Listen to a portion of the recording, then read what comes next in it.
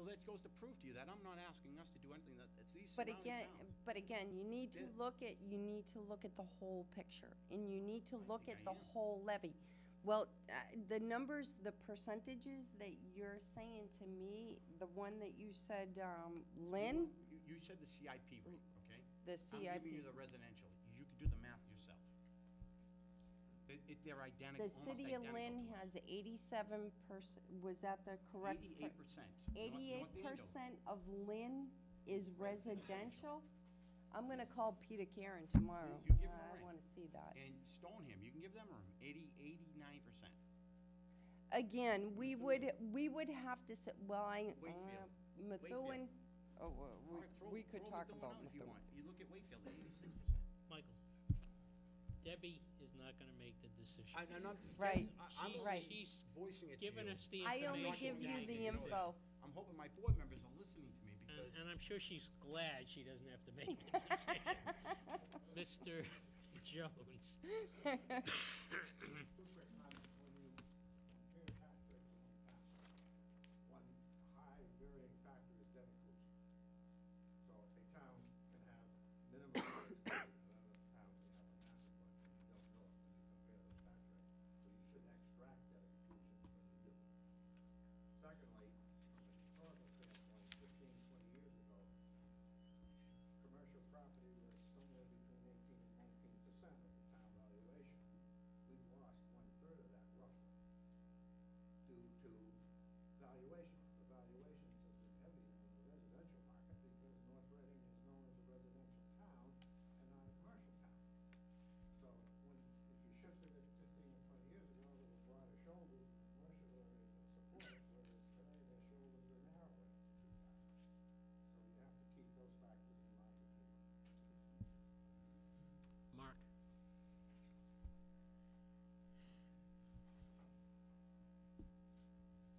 Mark Hall, Riot Store, 286 Park Street.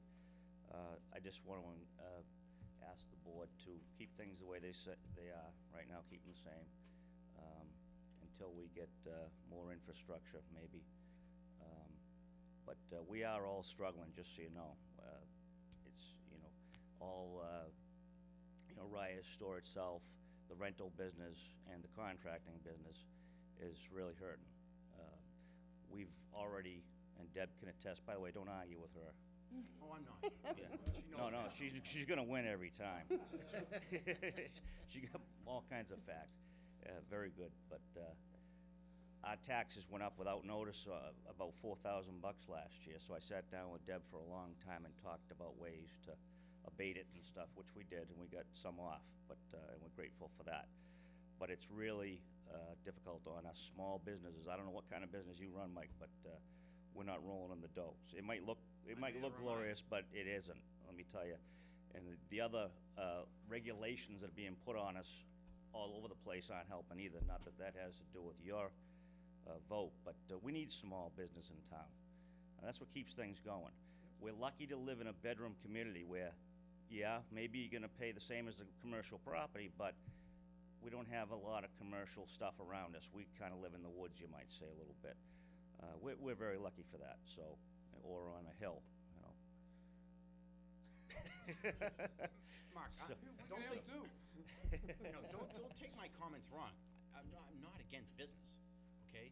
I know you're not, but we you have- did promise me 2 years ago, was it, when you were renting right in the front No, of that's Briar's not true. parking I lot? got your message today. Yes, it is true. 100% I know not what true. was That's said. 100% true. I was there, and that's why I voted for you, Mike. Not true. Last year, Mark, I was here. I made the same pitch last year. Well, you got my voice message, obviously. Well, I was here in a meeting. So I don't think that's fair to say one thing and do another. But that's not what I said, and Okay. I've been on the record very clear about my position on this, Mark. And I'm not against business. My point is, we have a lot of residents in the town that want to shop in this town. They love this town. They love shopping in your town. But they also need a little bit of risk. I'm sorry? Like riots, too. Yes, I know. around for long with an attitude like that. Mark, it isn't about an attitude. It's about being equality across this town. Quality. Look at all the surrounding communities. Mark, you need to just let me finish. Hey, let's not take it into an argument here. Yes, ma'am. Gina Laughlin, 12 Oscars Way. I just had a quick question. When you were talking about the valuations for the CPI, so they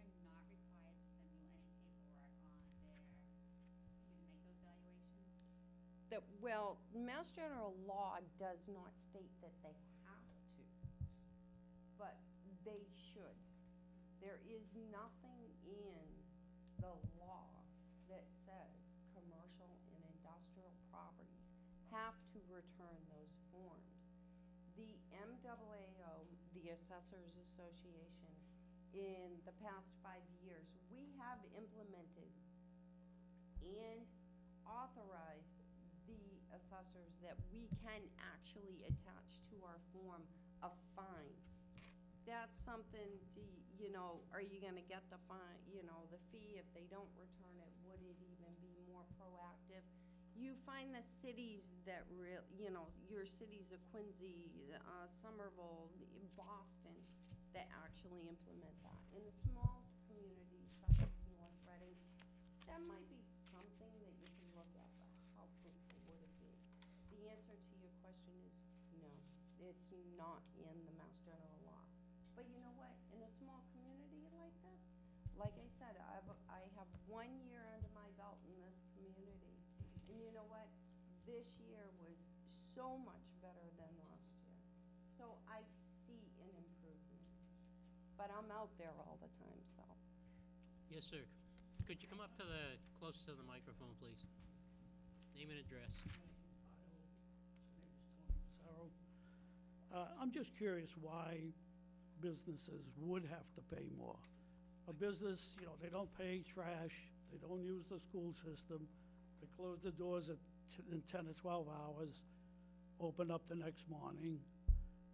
Why businesses should, why should they pay more taxes? You want me to answer that? Is that a question you're asking? Yes. You want me to answer it? Well, I'm not gonna answer it because I'm not on.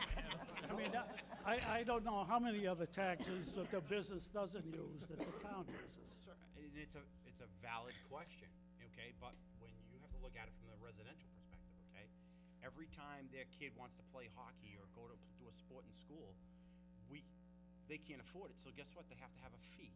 They have a fee. If you ask your question, if you like an answer, All I'll right, just go get a ahead. minute. Right? Every time we vote down an override, well, those costs don't go away, and the businesses don't bear it. We do it through, again, fees that these residents have to take care of out of money that they actually paid taxes on first. So if they ever pay a fee of $400 to play a sport, they have to earn $600 or $650, and they'll have their $400 to pay. This is why I'm pushing that we try to have a split tax rate to take care of those little things that make it different. But guess what? And you pay the same as I do to drive in these roads. They get plowed. I know, Right. but I pay the same kind of taxes in the town I live for the kids that I have and everything else too. What town do you live in, sir? Andover. Andover. You have a split tax rate? Yeah, but Yeah, you do. I moved there, I can't You do anything about You have that. a split tax rate, and You you know. do. If you go back and actually, you should talk to your board of selectmen And then- ask them why. You They'll talk give you about probably you same talk answer. about the businesses too. Since 2008, we've been losing money every year in the Understand. business. It's tough. Let a couple of people go, so who takes over? I gotta take over doing what they're doing.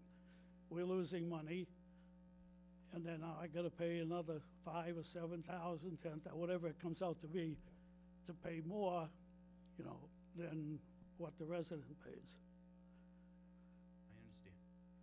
And your residents that shop in your And like I store, say, including myself, I'm doing we're all that hurting. residential in my own town We're all too. hurting. So we're just trying to find a way to make it better for all of us to continue to keep shopping in your stores. But I'm including- just saying, it's not a fair way to do it. But you Why should you just automatically think businesses are making a fortune, they can They're pay not. for all the kids I'm in not saying school, they they can are. do everything, I'm not, but your residents are hurting, sir.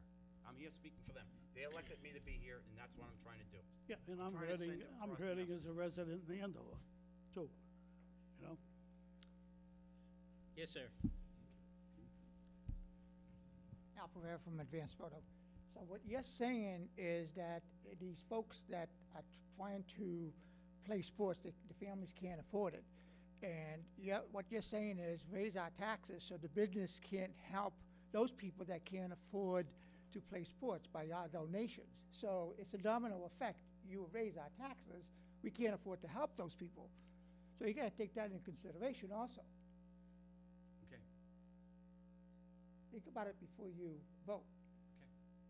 Thank you. Okay, any other, yes? Leader of our chamber. Executive Director of the Chamber. I've been with the Chamber 4.5 years. I do work very closely with businesses, especially this year we formed some task force, and I have been meeting with local business owners twice a month since January. Those small businesses are hurting. We are a donation dependent town. Take, for example, the banner sponsorships at the high school field. 28 businesses paid $1,000 each to have their banner displayed at the high school. We split the tax rate, we raised the businesses' taxes. They may not be able to support that this year, in the coming years. We saw an article in the transcript, and it pretty much says that the community is dependent on the businesses for these types of things. We tried this year, we started a buy local campaign. We're doing that for a reason, to remind the citizens and the residents of this town to buy locally, support those who support you. It's really important. So if we split the tax rate and taxes go up, it's definitely gonna make my job harder. Have to start thinking of more marketing initiatives and more things to help the small businesses. So I just wanted to bring that to your attention, and thank you. Thank you. Mr. O'Leary. Just taking some of the information that was provided by the assessors to the board and to the public, if we fully classify, if the board decides to fully classify, go to 150%, the most you can save the average household is $477. That is correct. $477, but the average commercial property, their taxes would increase by $6,550. So to save $477, you're gonna take the average commercial property and increase it by almost $6,600. I'm not recommending we make a shift. I'm just saying, but this is the most you can save. The most you can save anybody on a vote That's tonight. The maximum you can save is $477 on the average household. Well, at the same time, what you're doing to the average commercial property owner is raising their taxes almost $6,600. Now, you're talking about, look up and down Route 28 and all the other properties out here, as far as the commercial properties, we have a lot of vacancies out there. And while those vacancies are tenants, they're gonna be affected by the increase in the taxes because they're generally triple net leases and gonna be passed on as far as the cost of operating a business and starting a business here in North Reading. We have that giant building down there was a Stop and Shop that we're looking to do something with, to have something done. We had the opportunity to have someone come in here that we didn't want to have them come in, and Stop and Shop is bearing the burden right now. By the same token, if you go and you shift it, and again, my guess is, I don't know what the assessed valuation of that is, but it's probably 3 times the average. You know, you're talking about an $18,000 increase in real estate taxes on that one piece of property that a new tenant's gonna have to bear on top of the leasehold improvements just to come in and start the business, you know, in year 1. We have to keep sight of the fact that, you know, we want to maintain our local businesses here. We want to, we talk about, you know, the fees that people are paying for the sports and all the other stuff. Those fees would be significantly higher if these local businesses didn't support those programs. I mean, how many of these high school sport programs are underwritten by the local businesses here, which keep those fees down? You know, we're unable to support it in the regular tax base because we need teachers in the classrooms, which is more important. But just as important are the extracurricular activities of the sporting programs, the musical programs, the art programs, all the programs that we have here, and they're supported by the local businesses. And all you're doing is shifting it. We're not raising 10 cents. The shifting of this tax burden doesn't raise 10 cents more for the town of North Reading. All it does is shift the burden as to who's paying. And what we're doing is we're shifting it to the very people in this community, the small business people that we rely upon to support our local programs. And they can't afford to do that, continue to do that, and pay their taxes. So, as everybody knows, I have not been an advocate of a split tax rate at this particular point for a number of years. And that's for a good reason. We don't have the infrastructure yet to support additional economic growth in this town in the commercial industrial area. And until we get that, you know, let's help support the local businesses that are here for the small difference in what you're going to save the average homeowner as opposed to what it's going to cost the average commercial property owner, which is going to be passed on to the average local businessman. It's not worth it. It's not cost effective. So I would urge you to maintain a single tax rate.